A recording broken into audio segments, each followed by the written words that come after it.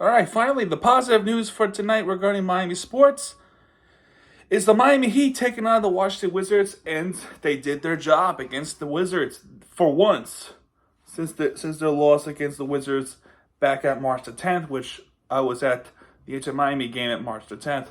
So winning two straight games against teams that are lower 500, which those are the teams that you should be able to beat, and thankfully they were able to do so with this one. So it was kind of a blowout for the most part in the second half. So there's really not going to be a whole lot to say. I think the first half was really competitive until it wasn't. So that's where I stand with this. Anyway, Miami Heat starting off. Duncan Robinson, welcome back. He had drawn 6 points from the 2 3-pointers with 3 rebounds, 1 assist, and a block. Jovic with 12 points with 2 3-pointers. So thankfully the injury of Jovic wasn't serious. So he was able to play through 2 3-pointers, 4 for 9 field goals, 2 for 2 free throws with 8 rebounds, 4 assists, 1 steal on the block. Jimmy Butler with 17 points with 5 for 11 field goals, 7 for 9 free throws. And he also has 7 rebounds and 4 assists. Bam Adebayo, 22 points, 10 rebounds, so another double-double.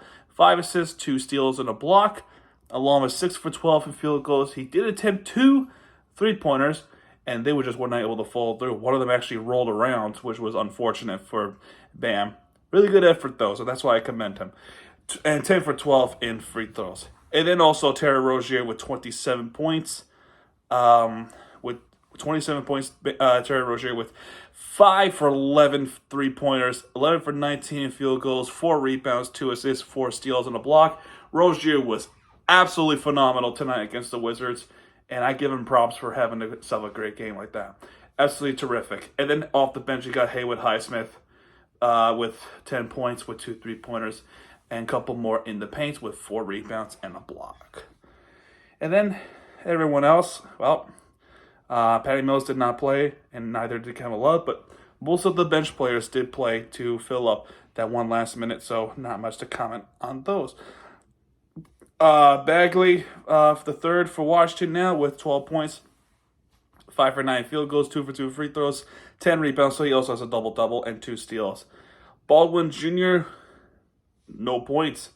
He missed all 8 3-pointers. And his only consolation for tonight is three rebounds. So not a good game for Baldwin Jr. at all. Kispert with 13 points with 1 3-pointer, 5 for 13 field goals, 2 rebounds, 3 assists, and 2 steals. Avjija with 15 points with 1 3-pointer, 5 for 12 field goals, 4 for 4 free throws with 9 rebounds, 6 assists, 1 steal on the block.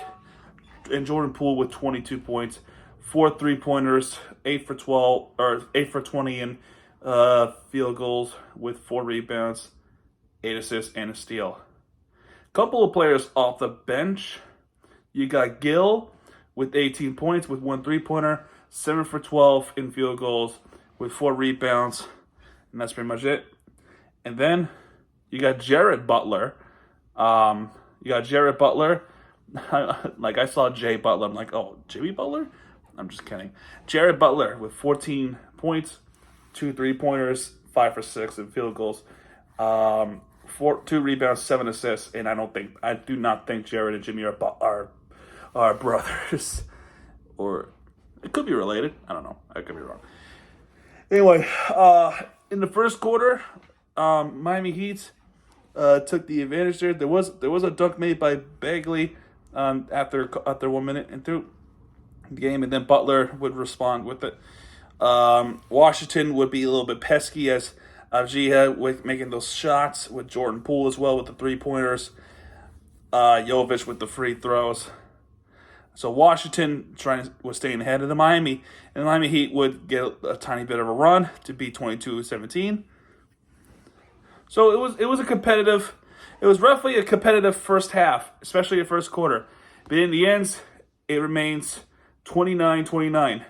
Butler would barely miss this shot with 1 second left, and that's how the first quarter ends, 29-29. So pretty competitive. Then we start off in the second quarter with Jared Butler's jump shot, a floating jump shot. And Thomas Bryant makes his ferocious dunk. Free throws, another 2-point shot. So Washington was giving us a headache with 41-33 with Avdija, Jared Butler, and Kispert. Then Jaime Jaquez starts off the run, as well as Terry Rozier is making the three-pointer. There's free throws, and then Bam makes a 2-point shot that ties the game up. Vucevic with a three-pointer, and then Bam makes a 2-point shot. Bagley with the 3-point shot, or 2-point shot rather. And then Jordan Poole makes another shot. Now we're down by 5 again. Then Rozier would step up. Butler with the 2-point. Jimmy Butler with the free throw. Bam would tie it up with the 2 free throws, and then Bam with the drive and dunk. It's just an absolutely amazing dunk by him for Terry Rozier giving him the pass in this one. But Bam with another pull-up shot after the free throws. And Jordan Poole with the pesky three-pointer that he has created. Jovic with the 2-point shot. There's free throws. Not much comment on those. Jovic with the three-pointer. DeLon Wright with the free throws. Gill with the layup. And then Rozier makes this really tough shot 3. And he's able to convert that one. Floating jump shot for Jordan Poole. And then Rozier with another 3. Just before the buzzer has started. And Poole will have to try to make this half-court shot, and he misses. And the halftime score would be 66-59 Miami Heat. So pretty good, really good second quarter. Pretty entertaining, to say. Then, third quarter, it's been all Miami Heat. Pretty much been all Miami Heat. We go on this run. We start off with the let me see, a 12-point run, 12-0 to start off the run with 78-62. That's how it starts off. Then Washington would try to bounce back, but Miami Heat was one step ahead. Haywood Highsmith making the three-pointer, and they pretty much never looked back. Thomas Bryant playing good basketball again. Jimmy Butler still playing good basketball. Avdija is trying. Anthony Gill is trying. Bam still shooting some baskets and free throws. Third quarter score would be 95-80. Fourth quarter comes in. Now, this was right when the Sharks game ended, which I'm thinking in my head, please, Miami Heat, do not be the third victim of blowing this big lead.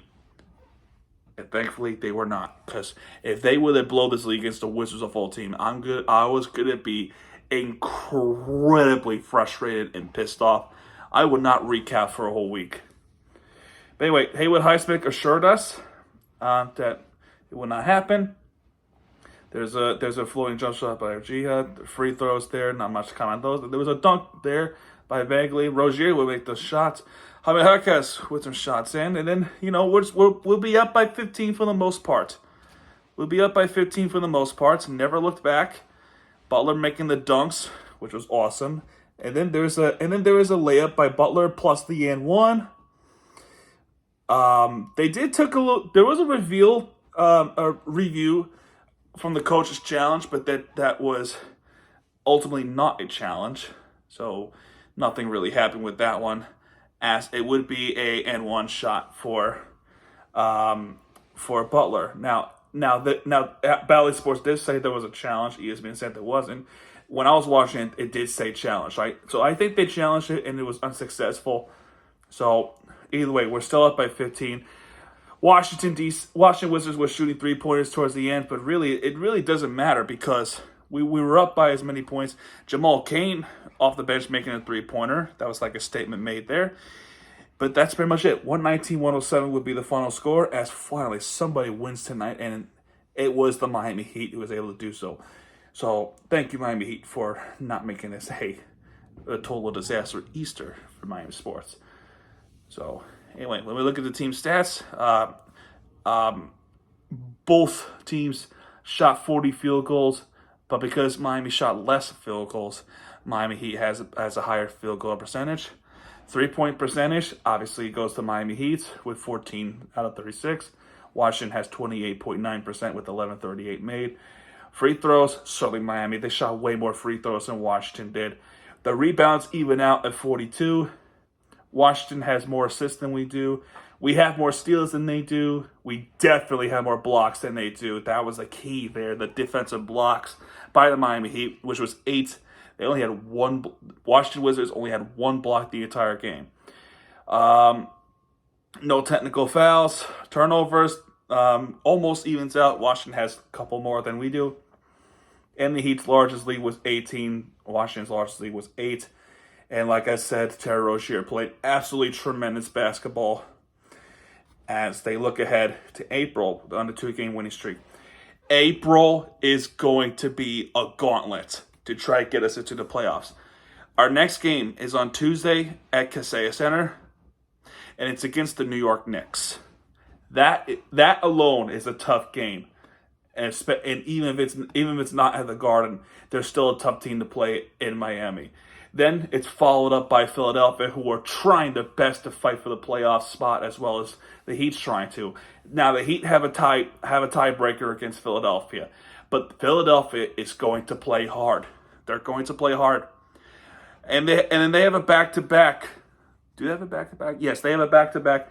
After the game at home against the Sixers, they have to go out west to Texas to play Houston. That's going to be a nightmare. And then followed up by a 5 o'clock game against Indiana. That right there is the most important game of the season. Heat versus Pacers on Sunday next week. Mark down the date. That is going to be a big game.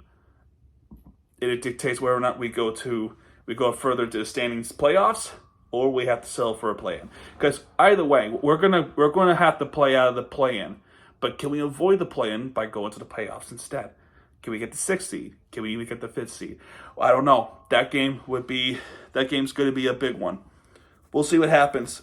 So it's going to be a gauntlet in the month of April before playoffs finally happen, or even play-in. And then, yeah, folks, we're in for some big road.